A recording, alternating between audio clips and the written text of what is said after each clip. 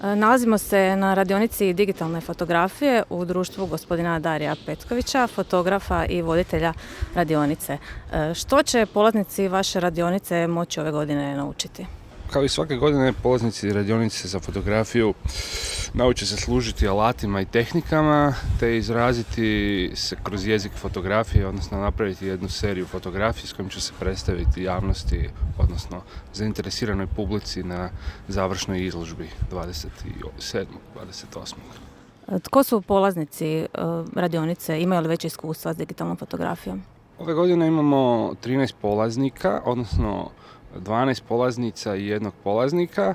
Uglavnom su to nastavnice srednjih škola, bile do sada, a ove godine smo zapravo iznenađeni interesom vrlo mladih učenica srednjih škola, tu iz Varaždina, tako da 6, odnosno 7 njih je tu iz bliže okolice i to su srednjoškolci, tako da je to vrlo zanimljivo, malo drugačije raditi s njima jer imaju manje iskustva, ne poznaju se služiti toliko tehnikama i zapravo interesi su im drugačiji od nas koji smo sad već u nekim srednjim godinama.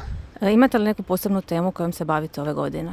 Ne, svako od polaznika bi trebao izabrati svoju temu, pa onda raditi na njoj nekoliko dana i završno prezentirati radove koje su napravili unutar te teme.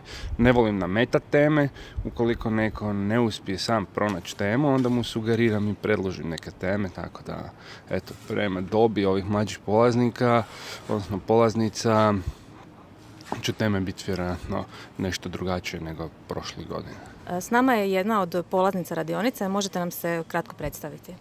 Zovem se Anita, dolazim iz Osijeka gdje radim u osnovnoj školi kao knjižničarka.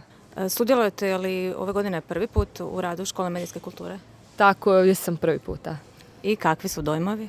Jako sam zadovoljna, mislim da je jako poučno i da ćemo to svakako moći primijeniti za ubuduće. Na koji način planirate ono što ovdje steknete znanja primijeniti u budućnosti? Mislim da ću to primijeniti u radu s djecom kroz izvannastavne aktivnosti.